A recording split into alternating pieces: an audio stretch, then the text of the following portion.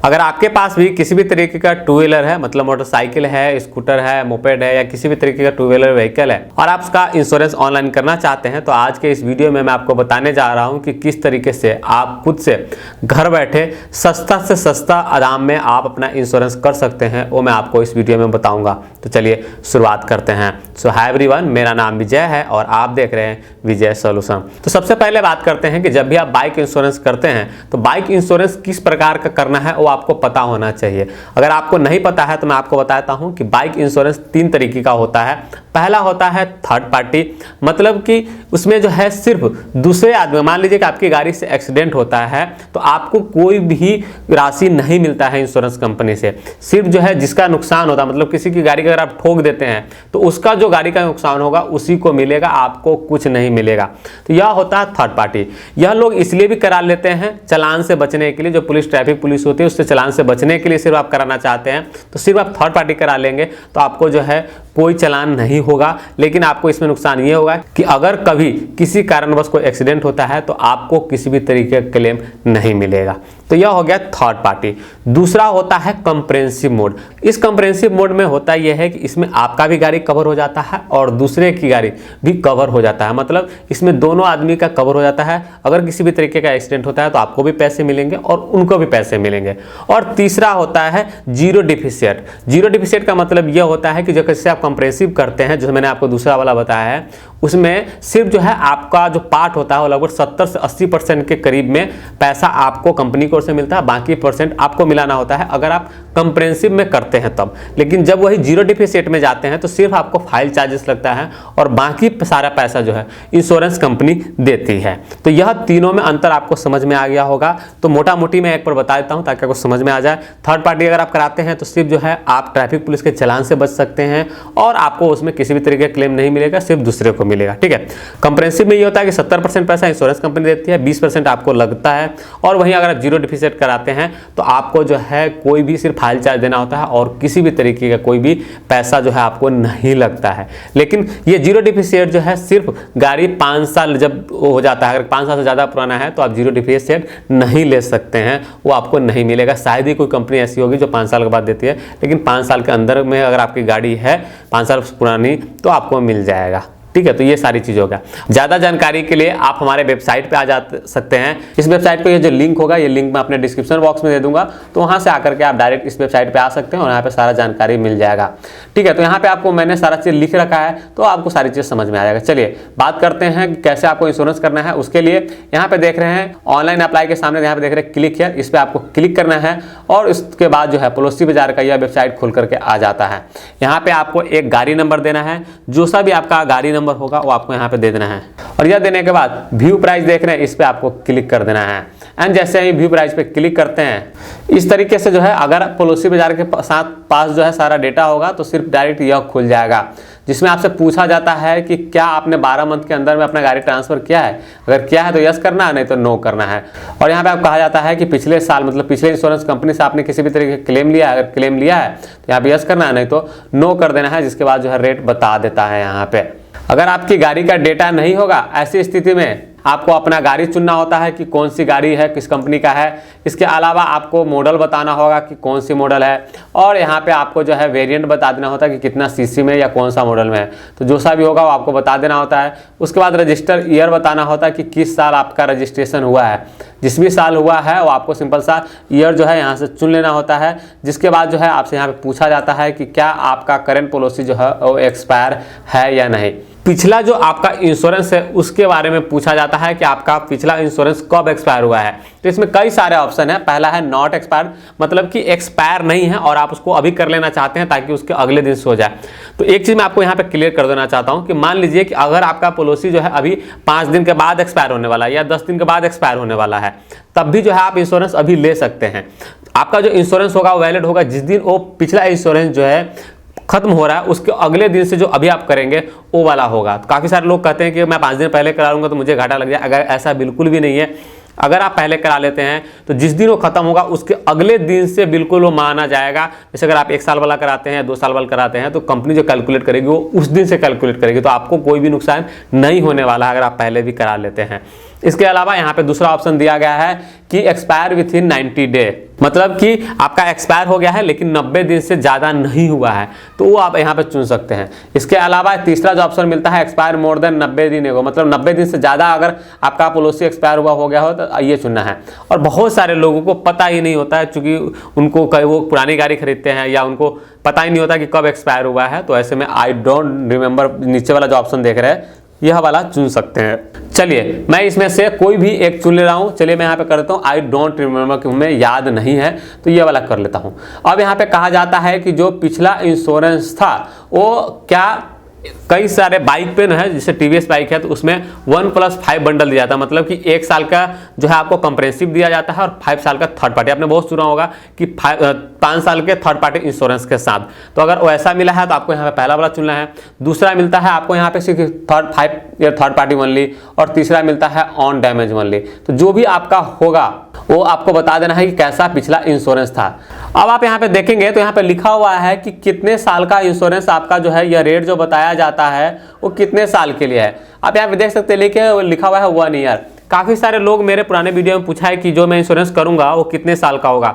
तो डिफ़ॉल्ट जो इंश्योरेंस होता है वो 1 ईयर का होता है। अगर आप 1 साल से ज़्यादा के लिए करना चाहते हैं तो आपको यहाँ पे ऑप्शन मिल जाता है। आप यहाँ पे देख सकते हैं लिखा हुआ है 2 ईयर प्लान और 3 ईयर प्लान। तो एक साल जो है आप 3 साल तक का जो है ले सकते हैं। अगर 3 साल के लिए मैं चुनूँ तो यहाँ पे देख सकते हैं कि 2 कंपनी आ गया है जो कि 3 साल के लिए हमें इतने में दे रहा है। ये आपके मर्जी के ऊपर डिपेंड करता है कि आप 2 ईयर का ले लेना चाहते हैं या 1 ईयर का लेना चाहते हैं। अब यह होने के बाद आपको यहाँ पे एक ऑप्शन मिलता है पर्सनल एक्सीडेंट कवर। मतलब यह है कि पर्सनल एक्सीडेंट कवर लेते हैं तो आपका अगर किसी भी तरीके का आपके साथ दुर्घटना हो जाता है और उसमें आपका मौत हो जाता है या जो परमानेंट डिजेबिलिटी हो जाता है, ऐसी स्थिति में जो आपको पैसे दिया जाता है। तो पर्सनल कवर में जो इंश्योरेंस होता है उसमें 15 लाख का, डेथ होने में 15 लाख का क्लेम मिलता है। वहीं परमानेंट डिजेबिलिटी पे भी होता है। तो इन सारी चीज़ों को जो है अगर आप पर्सनल एक्सीडेंट कवर में लेना चाहते हैं तो ले सकते हैं।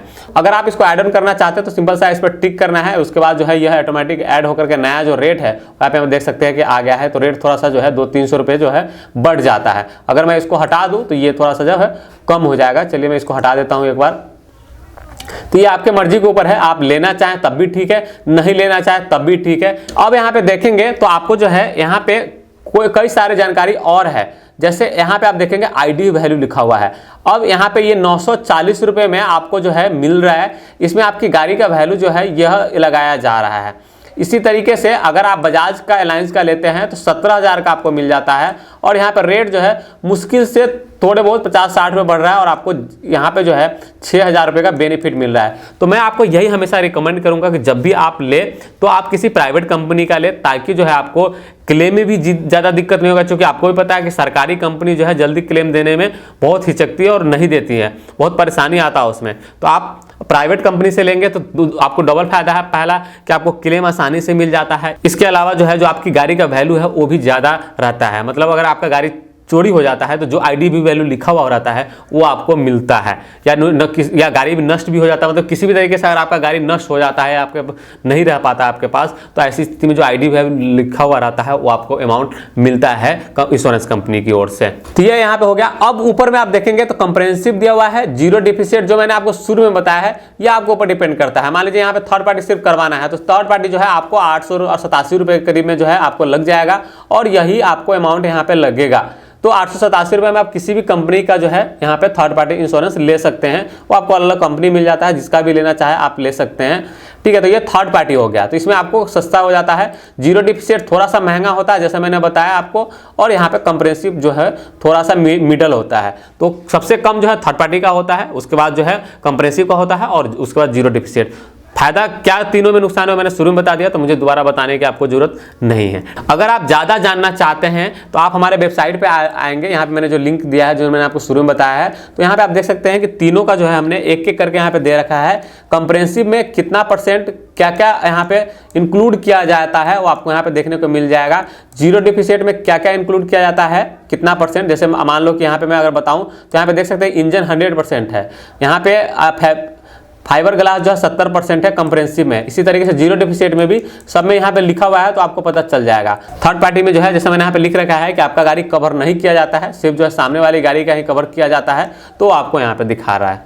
ठीक है, तीनों चीज़ यहाँ पे लिखा हुआ है। आप चाहे तो डिटेल में आके पढ़ सकते हैं। मैंने बहुत सारे जानकारी जो है जो आपको नहीं पता है वो सारी चीज़ें मैंने यहाँ पे लिख रखा है, तो आप आकर जरूर पढ़ें। चलिए मैं यहाँ पे आप इंश्योरेंस करना बता दे रहा हूँ। उसके लिए आपको क्या करना है, मान लो कि आपको बजाज एलायंस का करना है तो सिंपल सा इस पर क्लिक करना है एंड जैसे ही आप इस पर क्लिक करते हैं इस तरीके से आ जाता है। यहाँ पे जो गाड़ी ऑनर होगा उसका नाम लिखना है। चलिए मैं यहाँ पे नाम नहीं लिख रहा हूँ, सिंपल सा यहाँ पे डेमो नेम जो है लिख दे रहा हूँ, क्योंकि मैं बस आप लोग को बता रहा हूँ। तो जो भी नाम होगा यहाँ पे गाड़ी ऑनर का नाम लिखना होगा।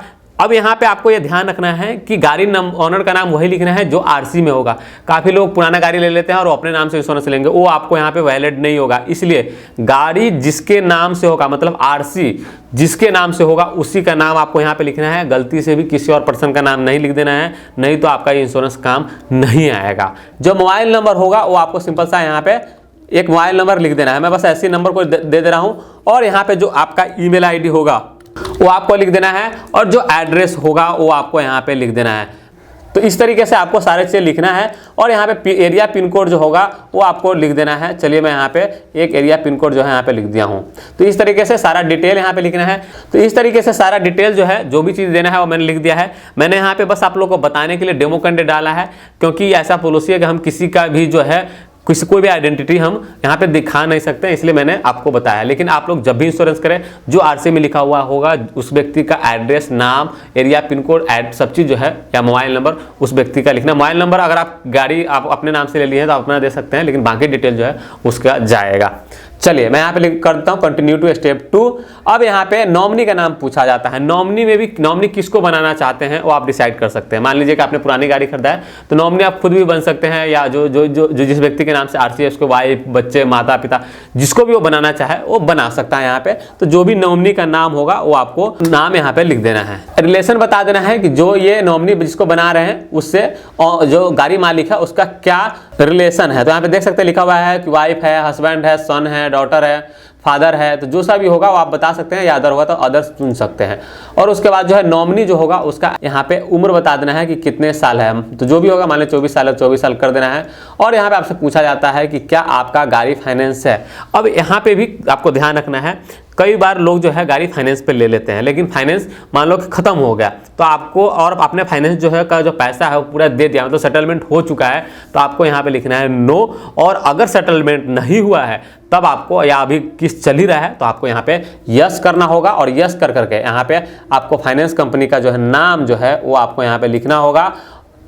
और यहाँ पे इस तरीके से चुन लेना होगा जो ऑप्शन आएगा, और उसके बाद कंटिन्यू टू स्टेप 3 पे आपको क्लिक कर देना है। अब यहाँ पे इंजन नंबर लिखना है। जो सा भी गाड़ी का इंजन नंबर होगा वो आपको यहाँ पे लिख देना है। चलिए मैं गाड़ी नंबर ऐसे जो है कुछ नंबर जो है यहाँ पे लिख देता हूँ। तो इस तरीके से जो इंजन नंबर होता है वो आरसी पे लिखा हुआ होता है, तो वहाँ से आप देख सकते हैं।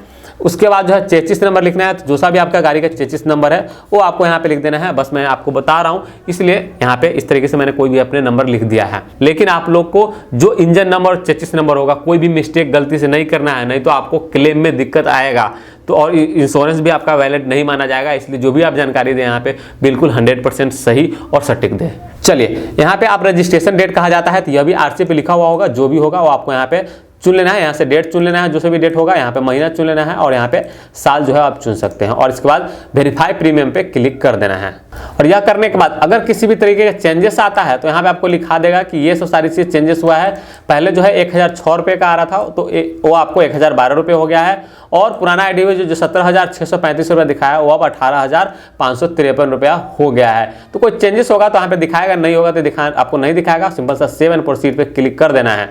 एंड जैसे ही आप प्रोसीड पे क्लिक करते हैं इस तरीके से जो है आपका सारा डिटेल आ जाएगा। और यहाँ पे आपको पे सिक्योरली का ऑप्शन मिलेगा, इस पे आपको क्लिक करना है। कई बार ये पेमेंट के लिए चला जाएगा, लेकिन अगर कभी इशू आएगा तो कभी भी क्या होता है कि लिंक जो है फेल रहता है, या कोई इंश्योरेंस कंपनी का पेमेंट गेटवे में कोई प्रॉब्लम होता है। ऐसे में आपको यहाँ पे सिंपल सा क्या करना है, बैक टू पेज पे जाना है। और बजाज का जैसे हम कर रहे थे तो किसी और कंपनी का यहाँ से हम चुन लेंगे। उसके लिए यहाँ से बैंक जाएंगे, और बैंक जाने के बाद यहाँ पे आपको आ जाना है। जिसके बाद फिर से जो है यही खुल जाता है। तो चलिए मैं यहाँ पे जो है बजाज का कर रहा था तो इसका लिया नहीं है, मैं यहाँ पे चलिए रॉयल सुंदरम वाला जो है एक बार क्लिक कर लेता हूँ, रॉयल सुंदरम का करने की कोशिश करता हूँ। सब डिटेल जो है दोबारा आपको भरने की जरूरत नहीं होगा। अगर आप सावधानी से यहाँ पे बैक से आएंगे तो कंटिन्यू आपको करते जाना है।